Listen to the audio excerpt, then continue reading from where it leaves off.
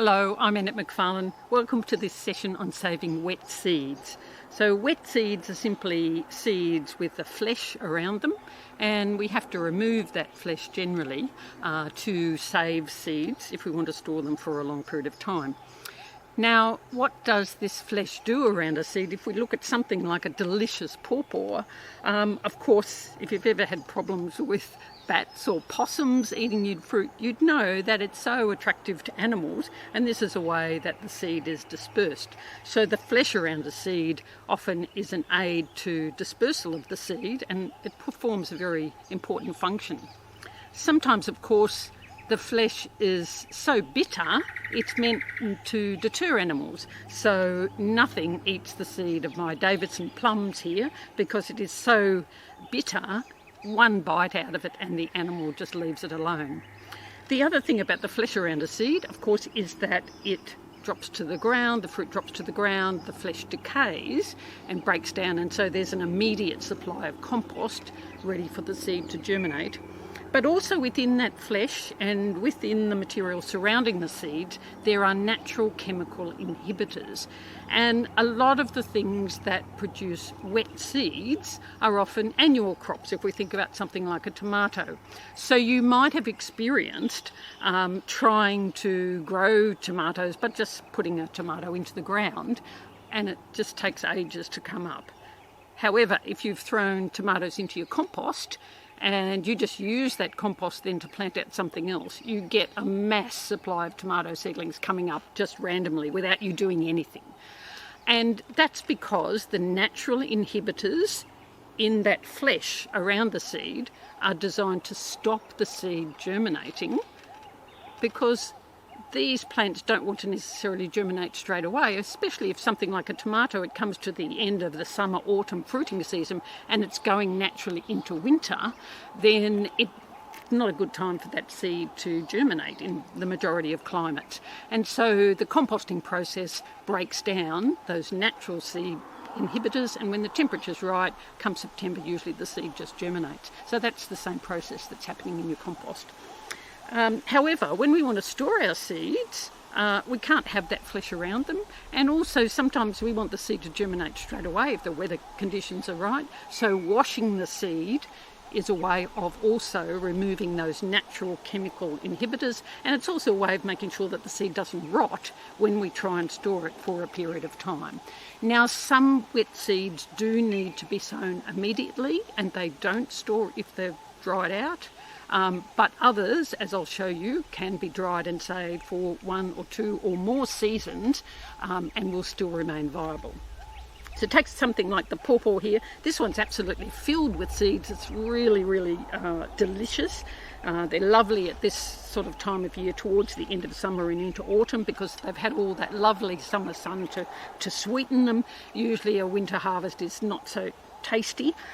So this one's full of seeds, but if you make a comparison here between the seeds, if I scrape some of these seeds out and just put them on the plate here, you can see that they're covered with a lot of flesh.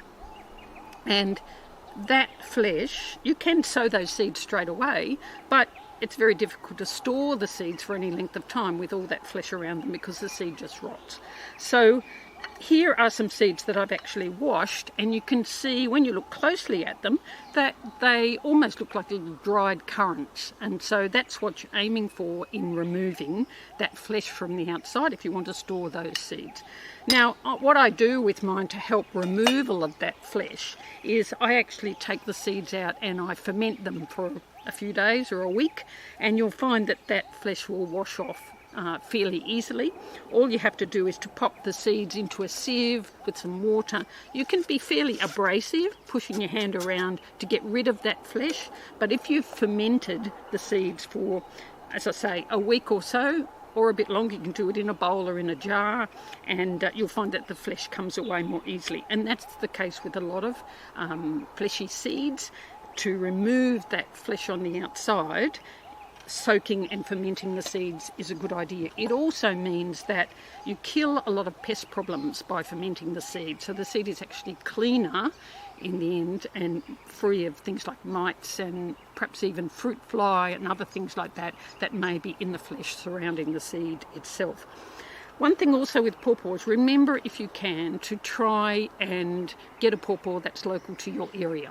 So yes, it's easy to buy a pawpaw and grow the seed of it, but that doesn't mean that that pawpaw will perform in your climate.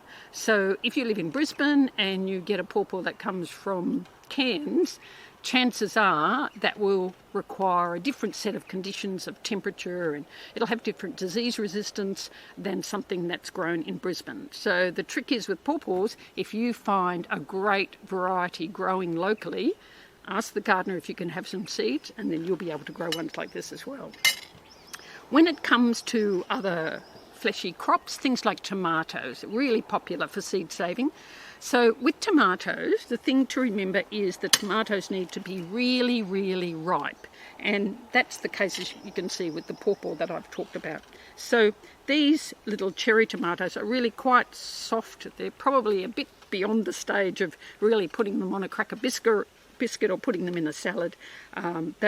But they're perfect for seed saving. So you can save from small tomatoes or from large fruited tomatoes. You can save ones from the supermarket, or you can save varieties that you've grown yourself. And again, you can see when I have fermented and then washed the seed thoroughly and let it to dry, it's quite different to the seed that we're just taking out of the flesh here. So you can see how this is really covered in a sort of jelly-like substance. And the great thing about seed saving from tomatoes is you can save the seed, but if you want to, you can still eat the rest if the tomato's not too soft. So we need to get rid of a lot of that stuff if you want to store the seeds for any length of time, and also to give them away to friends or to share them with seed saver networks. Now, a lot of people will just take a tomato and put it on a piece of paper and actually squash it out, leave it to dry, and then save their seeds that way. And that's fine. If you just want to do a few yourself at home, then that's perfectly acceptable, and that will store for 12 months or more.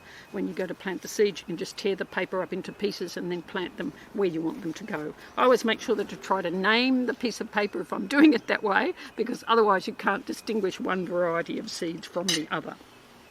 So tomatoes are really pretty easy, but if you want to save them for the longer term, it's really important to make sure you get rid of that flesh. And again, that flesh has that natural chemical inhibitor. So if I was to take this tomato and just plant it into the ground, I might wait at least 12 months before the tomato would come up.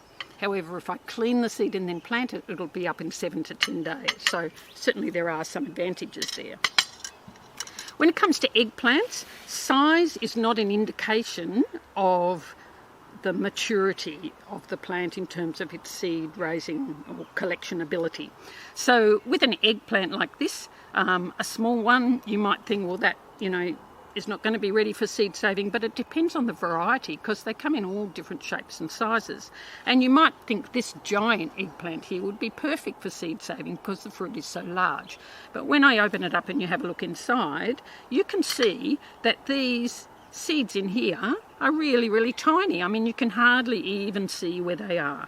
And that means that this really doesn't have any seeds that are worth saving. They just on here look like tiny little dots, whereas this is the size that the seed should be. So it's really quite large, and we need to let our eggplants change colour regardless of the variety. It generally goes to a sort of a yellow, really straw colour, and by then it's ready to save the seeds from it. So it really needs to be collapsed and completely unusable before you start to look at saving the seeds from it. And of course, remember what we say about seed saving, whether it's saving seeds from wet seed saving or dry seed saving, whether it's from these fleshy things or from a pea or a bean, it always is that you save the best and you eat the rest. So always pick the best, largest, luscious, most disease-resistant fruit for your seed saving. So just like the eggplant, when it comes to something like cucumbers, this is the size that we would normally perhaps pick and eat a cucumber, this size or smaller.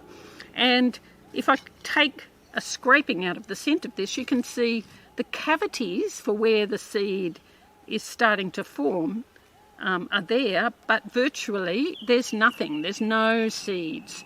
And so if you're buying a cucumber or you're growing cucumbers yourself at home, really they have to be fully mature, which means they'll be enormous and they'll turn yellow. And when they've gone really mushy and they smell disgusting, that's the stage at which you're ready to save seed, because the seed has to be really quite large. And make a comparison between a packet of seed or seed you've saved previously, and you'll find that there's quite a difference in it. The seed's quite large. And also I find even with cucumbers that probably 50% of the seed is really flat and empty, and you can see that when you're saving seed. And so probably only 50% of the seed will be viable, but there are tons of seeds there anyway, so don't worry too much. When it comes to drying out your seeds, so when you've washed them and you've cleaned them in your bowl and they're all ready to go, what I find the easiest thing to do, I actually put them on a tea towel. Now you can put them on newspaper or any other sort of paper. A lot of people do use paper. I find though the seeds are very hard to get off. So I just so if this is filled with seeds, I drop it onto here, spread the seeds out on the tea towel, and then I find once they're dry, I can actually just scrape the seeds off. They come off really easily. Some people also use baking paper, so the seeds don't stick to that, so that's another alternative for you to think about there. And finally, I'm often asked, can I take seeds from a citrus that I've got and grow it from seed? Well, the answer is yes and no. Citrus generally are grafted, and they're grafted for particular reasons. If we graft a citrus, we get better growth, more even growth. We get disease resistance of the rootstock, which is conferred into the mature plant. They can grow across a wide range of climates and soil types. So there are really good reasons why we graft citrus. And so if we grow something, a citrus, perhaps we've got a lemon and we take seeds out of it and grow those seeds, they will germinate, but they won't come up anything like the parent plant. They'll be completely different. They'll be thorny, and the flesh might be, sour and not exactly like the parent plant itself. But there are some plants that we can grow, some citrus that we can grow from seed. So most of us at home grow Tahitian limes, which is this one here. Obviously you can't grow that from seed because it doesn't actually have any seeds in it. But there are other limes, plenty of them too. So this is what we call a West Indian lime. It's a smaller lime and it has lots of seeds inside it. So it's a really true tropical lime, and you can grow those from seed. Sometimes you do find them in nurseries grafted, but you can grow your own from seed. And you can see that the seeds inside here are really quite large, and the only thing with these is you need to make sure that you're sowing them fresh. So I've left these in a little bit of juice and I'll sow them fresh, but rather than letting them dry out in any way, so you can't keep them. That's what the foliage looks like. So it does look like a normal lime. It's a little bit more prickly, and it grows as a nice relatively small plant, so you can grow that particular lime. So that's the true West Indian lime, but you can't obviously grow this one from seed without any seeds in it. Other limes that you can grow, this is what we call a Rangpur lime, and this is actually a hybrid lime, and it's a cross between a citron, a mandarin and an orange. And there's also this thing here, which is, you recognise the figure 8 shape of the leaf, and this one of course is the kaffir lime, or what we call the false lime, sometimes called the macrot lime. And you can see this is a seedling I've just pulled out of the ground just now, so they actually just come up from seed underneath the parent plant, so you can collect the seed if you want to in the same way, keep it moist and sow it, and you can grow those from seed.